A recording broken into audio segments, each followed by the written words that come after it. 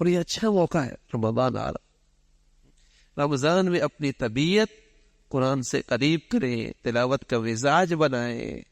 عجیب چیزیں ہیں قرآن، مقناطیسیت ہے اس میں. جو جتنا اس کے قریب آتا ہے اس تلاوت کی لذت بڑھتی ہے. جو جتنا قریب آتا ہے قرآن اتنا اسے اپنی طرف کھینچتا ہے. ایسا نہیں کہ بار بار پڑھ لیے تو اب طبیعت اکتا گئی، نہیں، قرآن ایسا نہیں ہے. قرآن میں تو اللہ نے ایسی خصوصیت رکھی ہے جو جتنا قریب آئے گا اس کی لذت اور بڑھے گی، اسے تلاوت کا لطف اور زیادہ آئے گا. تو خوب مزے کی تلاوت ہو. اور جب بھی آپ اکیلے بیٹھیں تو ایک تو آپ تلاوت یوں کرتے ہیں، آواز نہیں آ رہی، دل میں آپ پڑھ رہے، ثواب اس کا بھی ملے گا.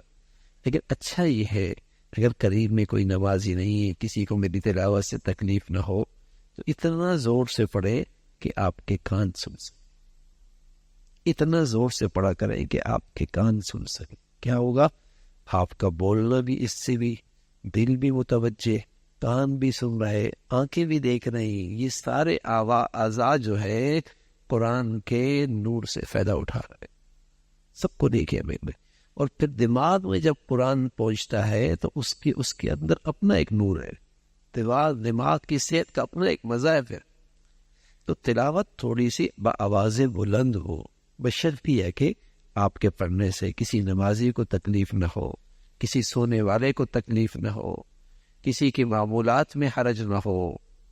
تو تلاوت اس انداز سے ہو تو انشاءاللہ اس کی برکتیں اور اس کا نور میں اور زیادہ اضافہ ہوگا. اللہ تعالیٰ ہم سب کو اس کی توفیق نصیب فرمائے. اللہ تعالیٰ اپنا کرم فرمائے، قرآن کی زندگی کا زندگی بھر معمول نصیب فرمائے.